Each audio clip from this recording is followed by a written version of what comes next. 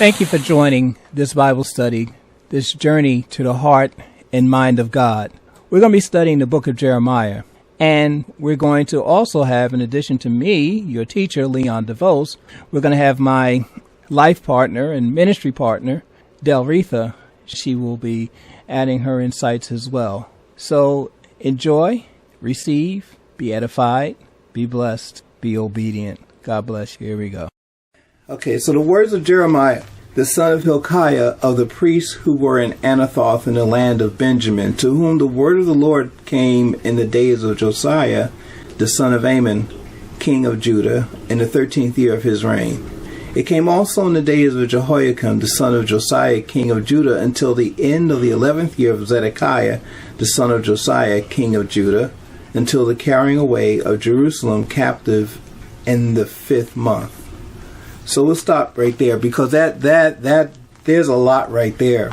The words of Jeremiah, the son of Hilkiah. Now, this tells us of the priest. This tells us that Jeremiah was a Levite, and that he was of the line of Aaron.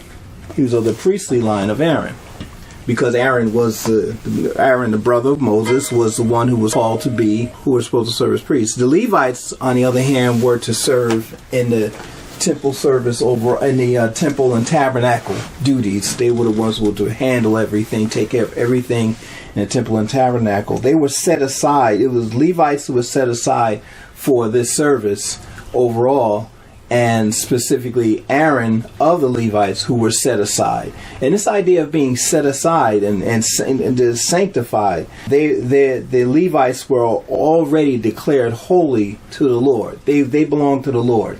They were a replacement, a substitute for the firstborn.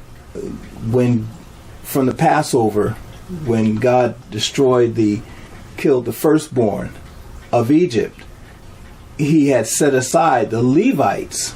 He later tells them he set aside the Levites in place of the firstborn of Israel, so that all the tribes did not have to give up their firstborn as a token for the firstborn of Egypt. So instead, he says, "I'm setting aside the Levites." And in fact, they did a count, and they said, okay, so many Levites for so many Israelites. And when they didn't have enough Levites, when each tribe that was over that number had to contribute for the shortage. So, and that was to support the Levites, because the Levites they weren't assigned like whole sections, whole areas. You'll have the area of land, and you'll have the areas that were of, like it says right here, in the land of Benjamin. Each tribe gave them cities, and Anathoth was one of the cities that the tribe of Benjamin allotted to the Levites, to whom the word of the Lord came in the days. Oh, by the way, Jeremiah's name means appointed by God. It means appointed by Jehovah, and this is something we're going to see later on come into play, and it's going to come to play throughout the book. But he's going to come into play here. To whom the word of the Lord came in the days of Josiah, the son of Amon, king of Judah, in the 13th year of his reign. Now, Josiah was the last good king of Judah. He was the last good king. And he was followed by, and two of them that are not mentioned here, Jeremiah mentions Josiah, and then Jehoiakim and Zedekiah. But there are two kings that are not mentioned because their reign was so short. We're talking 3 months apiece. Here's nothing about Josiah. Josiah was succeeded by 5 kings who were either, was it 5 or 4? I think it was 5 kings. We'll look at that in Chronicles. 5 kings, but they were all either his sons or his grandson. One was his grandson, the others were his sons. So That tells you that tells you the long shadow that he cast. Mm-hmm. And also one of the sons, I don't know if we'll see it in the Chronicles, it might be in one of the other accounts. We'll see that God actually told one of them that your seed is not going to reign. Is not going to be succeeded. In other words, your seed is going to be cut off, and they were. So Jesus comes not from that king, but he comes from one of the sons of Josiah, but not that one. All right.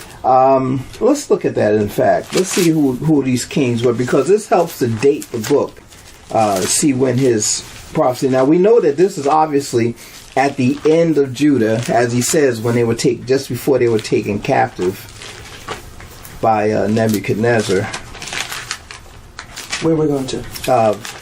2 Chronicles chapter 36. Okay, so we're going to just pick up right at the end of, just after the death of Josiah, in chapter 35 to 36. 2 Chronicles. 2 Chronicles chapter 36. Verse 1. Then the people of the land took Jehoahaz, the son of Josiah, and made him king in his father's place in Jerusalem. Now that makes sense, that the son, and that's the thing, that's the difference between Judah and the northern kingdom, Israel, was that the southern kingdom, they would follow through the sons, and that was not interrupted. That was continued. The interesting thing there is that what you see is God making sure that, as he promised David, he would never cease to have a king of his line on the throne. And we know that there is yet today a king on that throne, and that is Jesus Christ himself. And that's what the whole Bible really gears you toward, is seeing God preserving his promise of that seed of the woman. That this is phenomenal. But what he says here is that he says now Jehoahaz was 23 years old when he became king, and he reigned 3 months in Jerusalem. Now Jehoahaz is the first one that's not mentioned. All right. Now the king of Egypt deposed him at Jerusalem, and he imposed on the land a tribute of 100 talents of silver and a talent of gold. Then the king of Egypt made Jehoahaz's brother Eliakim king over Judah and Jerusalem, and changed his name to Jehoiakim. And that's who Jeremiah does mention. He mentions Jehoiakim. He says, right, verse 3, he says it came also in the days of Jehoiakim. So he mentions Josiah, Jehoiakim. He skips over Jehoahaz. Okay, because he was only there 3 months. Yeah. He was deposed by King Nebuchadnezzar on the land of tribute. Then the king of and Neco, and changed his name Jehoiakim. And Neco took Jehoahaz, his brother, and carried him off to Egypt. Now, the reign and captivity of Jehoiakim. Jehoiakim was 25 years old when he became king, and he reigned 11 years in Jerusalem, and he did evil in the sight of the Lord his God. Nebuchadnezzar, king of Babylon, came up against him and bound him in bronze fetters to carry him off to Babylon. Nebuchadnezzar also carried off some of the articles from the house of the Lord to Babylon and put them in his temple at Babylon. Now the rest of the acts of Jehoiakim, the abominations which he did, and what was found against him, indeed, they are written in the book of the kings of Israel and Judah. Then Jehoiachin, his son, reigned in his place. This is another one that Jeremiah doesn't bother to mention. Jehoiachin was 8 years old when he became king, and he reigned in Jerusalem 3 months and 10 days. Now Jehoiachin, again, he was an 8-year-old dude. That's 18. Oh, it's not 8. It's 18. Yeah. It depends. Some of these things say 8. Some say 18. I think it was a typographical, because I've seen a couple of those in my Bible. Mine says 18. Yeah, in another version I read, it said 18 as well. But he was 18 when he became king. He reigned in Jerusalem 3 months and 10 days, and he did evil. At the turn of the year, King Nebuchadnezzar summoned him and took him to Babylon with the costly articles from the house of the Lord, and made Zedekiah, Jehoiakim's brother, king over Judah and Jerusalem. So now we see Jehoiakim, but we didn't see Jehoiachin. Why? Again, 3 months and 10 days. That wasn't much of a reign. But strangely enough, the other one did evil, and Jeremiah mentions him, but he did 11 years. Yeah.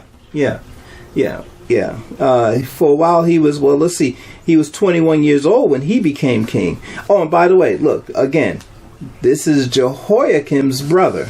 Mm-hmm. So that means this is Jehoiachin's uncle, so it goes back a generation. Uh-huh. It goes back to the sons of Josiah. Not this, obviously he didn't, not obviously, but more than likely he didn't have any children, Jehoiachin.